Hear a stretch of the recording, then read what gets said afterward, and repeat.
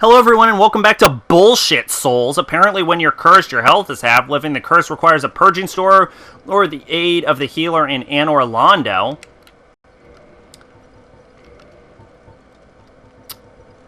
If you recall, the reason I'm pissed off about the curse is not because we're cursed, but because we were cursed after we died.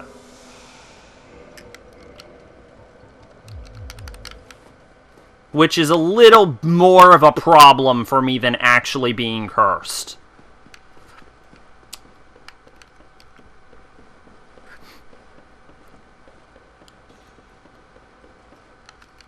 We still have 2 purging stones. I forget where you buy purging stones. Can't you get it from Sin Guy?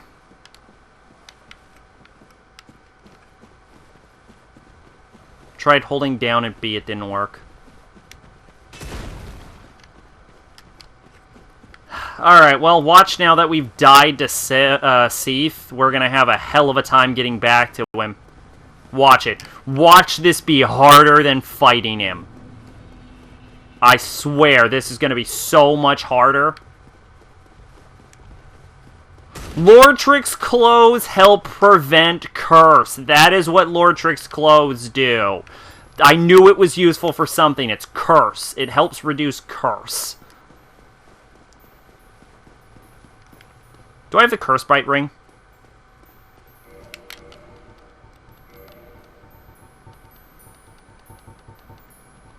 Blood bite, poison bite.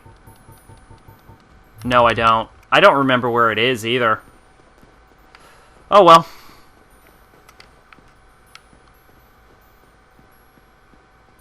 Pretty sure that is the first time I have ever been cursed in this entire game, ever. On any character, in any playthrough. He doesn't respawn? I thought he respawned. I did not know that. That is patched in. He does not respawn in the original patch. You cannot tell me he respawns in the original patch. Like when the game first came out, he did not respawn. No way he fucking respawns. Alright, now if I recall, because the fog gate is up, the oysters cannot follow me through it? Is that correct? I'm going to be staking my life on it.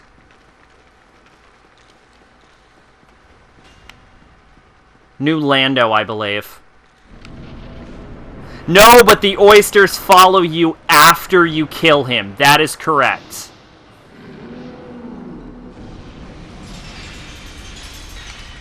Alright, I have... Oh, there's my body!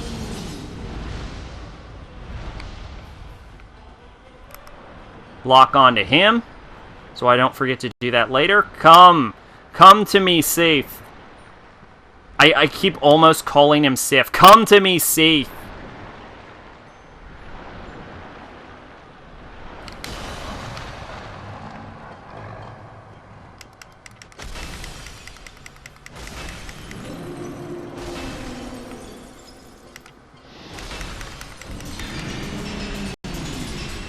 Ow! We almost got cursed right there.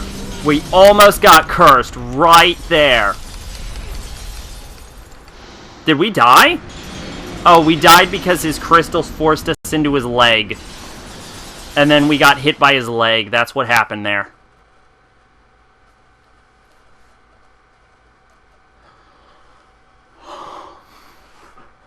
Whatever. I can't even muster the care required to be outraged. You know what would be a good idea?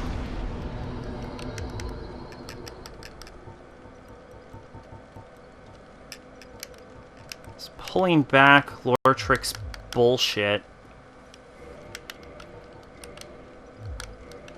I don't need the helmet. Let's see. That brings our curse resistance to 22 from 21. Not worth it there. That brings our curse resistance to 10. To 10 from...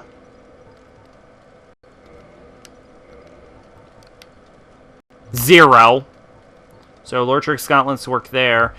And then, damn it, Bloodstained Skirt has a 29 curse resistance to a 14. What? I could have sworn Lortrix... Lortrick, your gear was useless, wasn't it? I thought this one had good curse resistance. What has good curse resistance?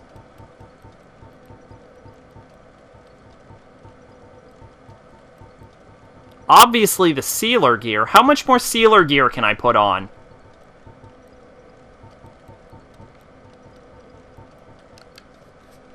I wonder if I can get this stuff on.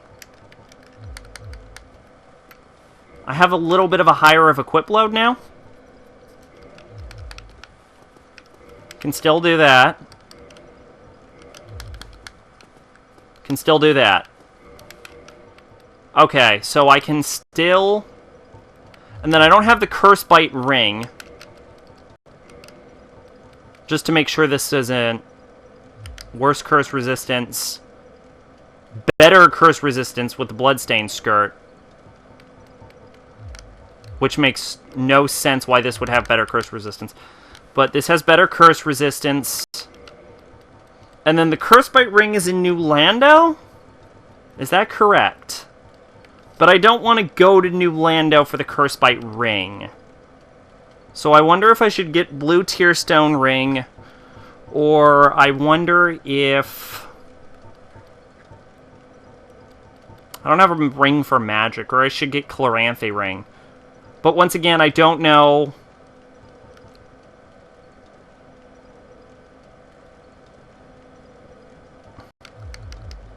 I don't know if the Chloranthy ring stacks with the Mask of the Child. So, but I'm not going to use my roll there. I could change the Darkwood ring to Blue Tearstone ring. Yeah, let's change it to Blue Tearstone ring. And then I'll just deal with the fast rolling for a little bit.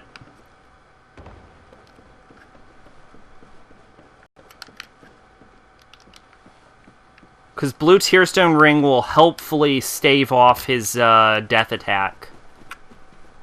His attack that I keep getting caught in.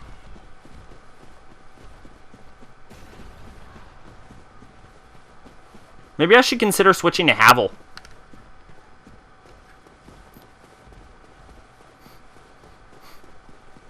I bet Havel's got good curse resistance. This entire game is going to end up with me just in full Havel gear, isn't it? Just the entire time I'm in Havel gear. And then you're going to like, Sacrabalic, are you ever going to stop being a scrub and take off that Havel gear? And I'll be like, no. And that will be the end of that conversation.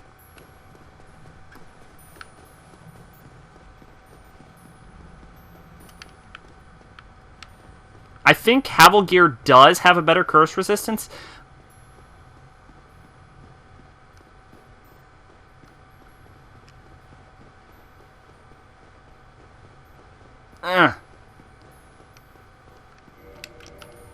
Doesn't it? Doesn't Havel gear have better curse resistance? Havel gear. Curse resistance 22. Fuck it. Let's just put on Havel gear. Havel gear, curse resistance 13. Havel gear, curse resistance worse, really, than the Bloodstained Skirt. I think the Bloodstained Skirt may be the curse resistance gear then. Never mind.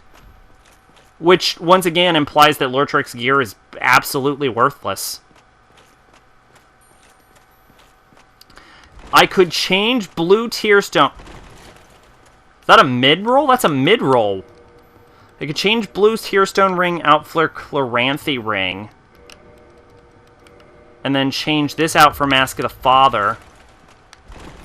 No, that won't get me a fast roll. So, definitely go back to Mask of the Child, and definitely go back to Blue Tearstone. For safety, of course.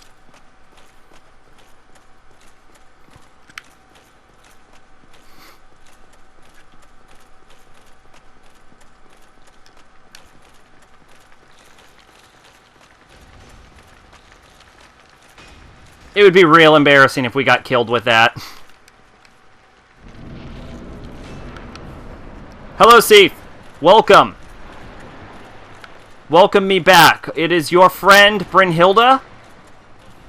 The, queen of whatever title I gave myself before. Something of something, I believe.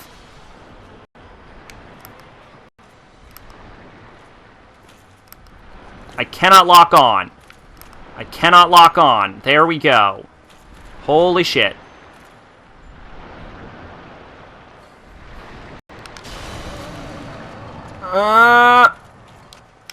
Die.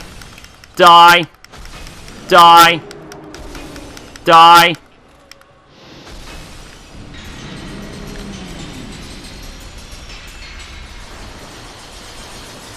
You cannot curse me, for I am Havel the Great. Die. Die.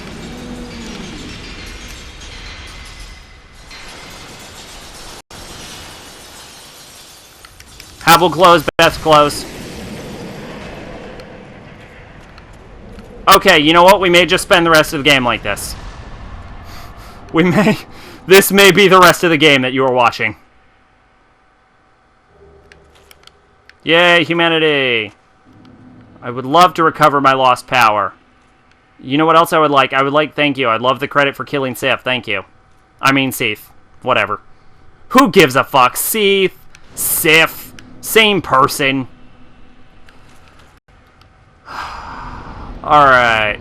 Well, what time are we at? Like 11 minutes in. Alright, I guess you're gonna have to watch this then. You know, let's actually save the 60,000. Let's buff up... How much do we got? We got 2 levels. We can buff up our health to 11,000. Or we can buff up our strength to 592, or we can buff up our strength and our health. And that would put us at level 69. Will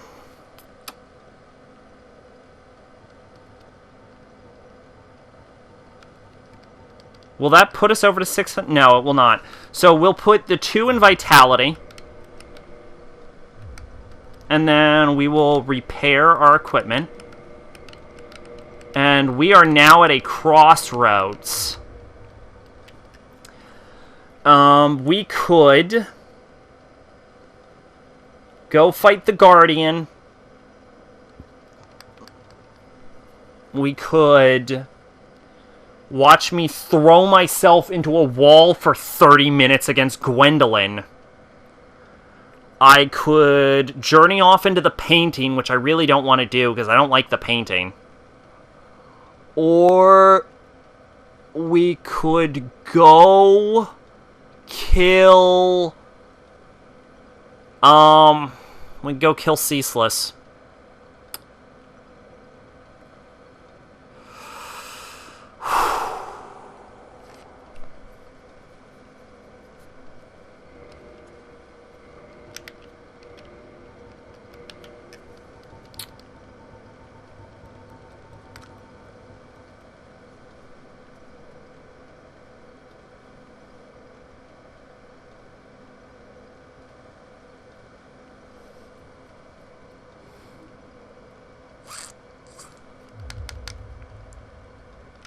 Okay.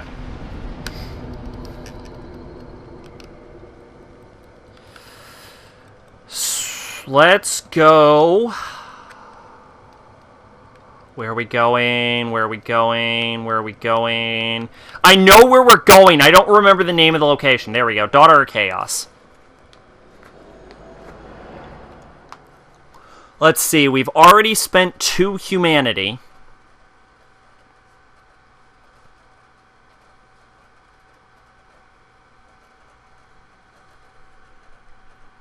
So we need to give her 28 more? Is that correct? Is that the correct number? 28 more.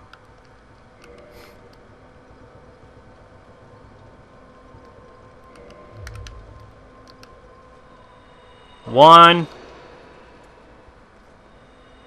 2, 3, 4, 5, 6, 7, 8. Alright, let me see. I'm already in your covenant. Oh, okay. Then why give me the option?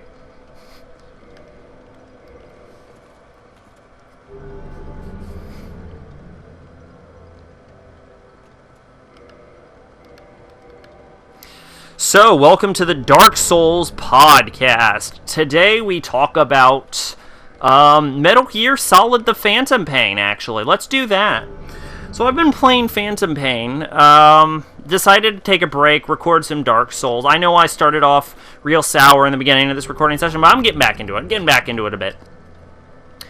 I have played nearing over 130 hours of the Phantom Pain. If it wasn't for the fact that I'm a huge Metal Gear fan, and it has Metal Gear in the name, and it wasn't for the fact that it is the most forgettable game I have ever played in my life, I think I would actually forget all 130 hours of that game, because, oh my god, that game is just a whole pile of nothing. And I'm not saying that like it's a bad game,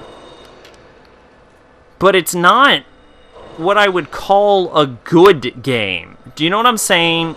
The gameplay is okay, but I think the gameplay is still inferior to Snake Eater. At least I definitely like the Snake Eater gameplay better. And it's really, I guess it's a matter of preference, but like the story is barely there. They prioritized gameplay, which was okay, but I think it was a bad mistake, because honestly, as good as the gameplay is, it doesn't carry the game very well. And it's definitely not Metal Gear, and, you know, it's okay, all in all. It really is. But the story's not very good, I should say. And it's also not very there. And yes, I've listened to all the cassette tapes. Skullface is a villain? Skullface is not a very good villain. His plan is stupid, like unbelievably stupid. Like, his actual plan is, and I'm getting the order a bit wrong, and I'm paraphrasing, but his plan is basically, I'm going to reveal Metal Gear to the world that can walk upright. I'm going to sell a whole bunch of nukes that only I can control. And I'm going to destroy the English language. And somehow, that will stop, that'll stop Cypher. And put me in control of the world. Like, his plan is reveal Metal Gear, sell nukes, destroy English, question mark, question mark, question mark, question mark, question mark, question mark, profit. It's fucking stupid. It makes no goddamn sense. And he's so unpersonable. Like, he talks in, like, this dull monotone, and, like, I get, like, and he has the same backstory as, like, 3 to 5 other Metal Gear characters. He's not even unique in that. It's, like, Metal Gear Phantom Pain is, like, trying to go for shock value, I guess, over the substance that made the series popular. And I don't know why, because it's not shocking enough for it to carry itself like that. Like, it doesn't go far enough, but it goes too far to be a traditional Metal Gear. The plot twist at the end, which I won't tell you what it is if you don't know, is so fucking predictable. I figured it out from the first goddamn cutscene of the game, and they just drill it in more and more throughout the fucking game. Like, who didn't see that one fucking coming? Now, I will admit, I thought of a variant which would have been a much more interesting plot line, admittedly. I didn't, like, nail it exactly, but I was closer in that than I've been in any other Metal Gear, which already tells you that they did something fucking wrong.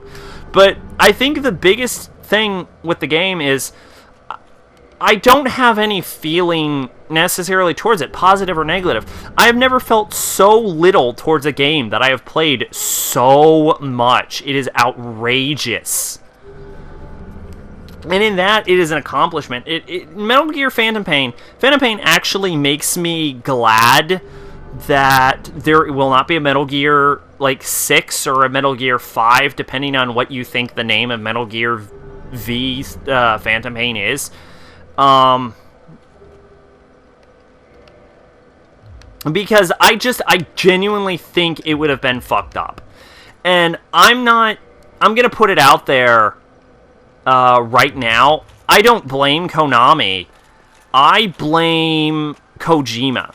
Because it has Kojima written all over what's wrong with that game. All over it. And I know the fan base of Metal Gear has a tendency to think that, like, Kojima shits gold for some fucking reason.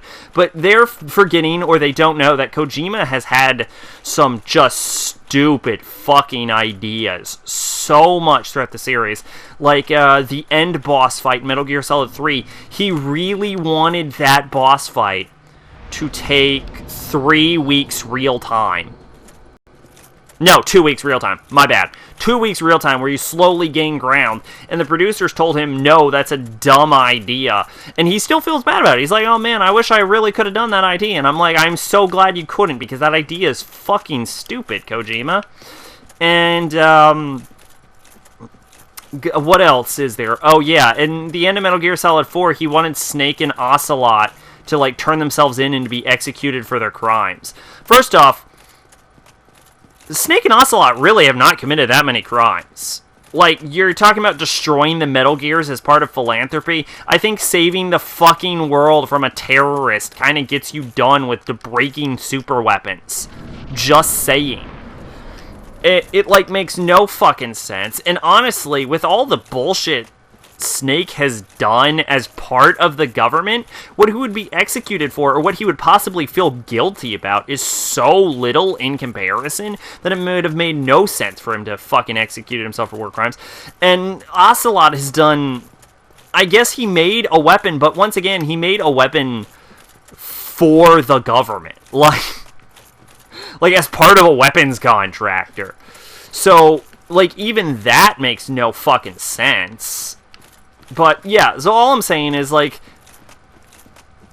people give Konami a lot of shit, but what went wrong with Metal Gear has more of Kojima written all over it than it does Konami. Especially with, like, the budget and the time they were given. It's outrageous. Outrageous. And the story's fucking dumb.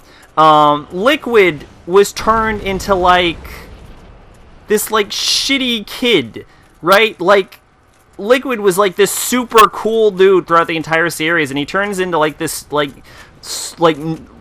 bratty kid that's, like, not even worth your fucking time. It's absolutely outrageous. And that's written in story. Konami has nothing to do with the written-in story. They basically left Kojima up to his own devices and didn't tell him how dumb some of his ideas were this time. So, what's wrong with that game, in my opinion, is mostly Kojima's fault, not Konami. I don't know. That's just my 2 cents. I'm sure everyone has their own opinions, but I'm just putting it out there. Phantom Pain, I'm sure a lot of people like, but it's not my cup of tea, is all I'm saying. But, like I said, I don't dislike it, either. And if anything, that's the problem, is I don't have enough of a problem with it to say I dislike it, but I definitely don't have, like, enough good things to say about it to say I like it. Like, it is the most nothing I have ever played in my life. It's outrageous.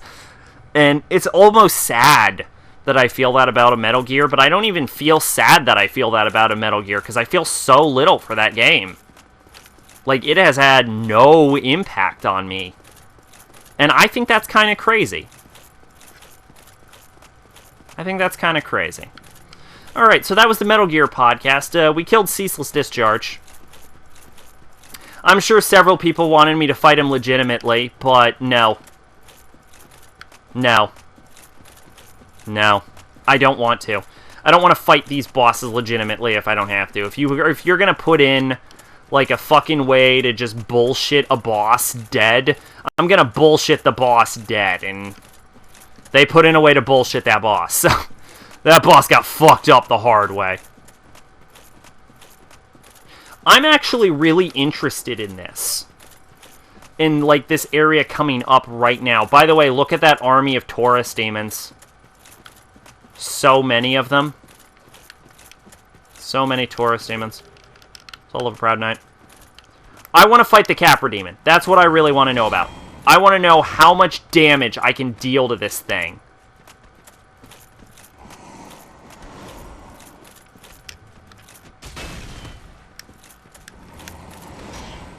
I think this one is actually weaker than the one you fight as a boss. But I think it's... I don't know. I think it's an interesting way to, like, gauge how much I've grown. You know, I didn't used to like the fact that the Capra Demon reappeared, but I think I'm actually coming around to it now that I thought about it right there. About it's like, oh, it's a way to gauge how much you've grown since the beginning. Like, that thing was a boss fight to you, and now it's a fucking afterthought. Like, how does that feel? I'm like, yeah, I feel kind of good about it. I feel kind of good that this thing that was once a boss fight is now an afterthought. Oh god, I didn't know you were there.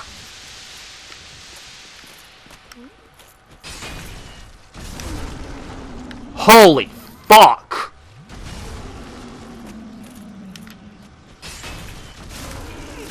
Holy fuck. Holy fuck, let me down already.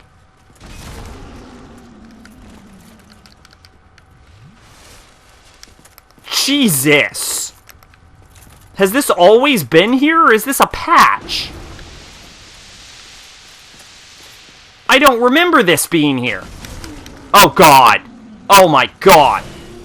Okay. Holy shit. Also, I could have sworn that bonfire was in the middle here.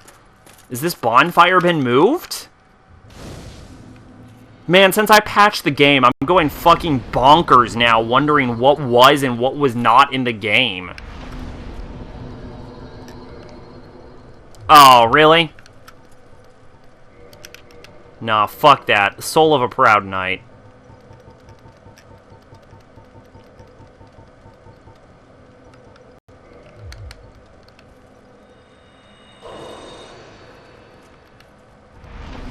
Alright, strength. Alright, I have been... Actually, I don't know if this is enough time yet. Yeah, this is fine. Alright, I've been Sacrabalic, your Envoy of Hope. This has been Dark Souls in the Year of Two. See you next time, guys.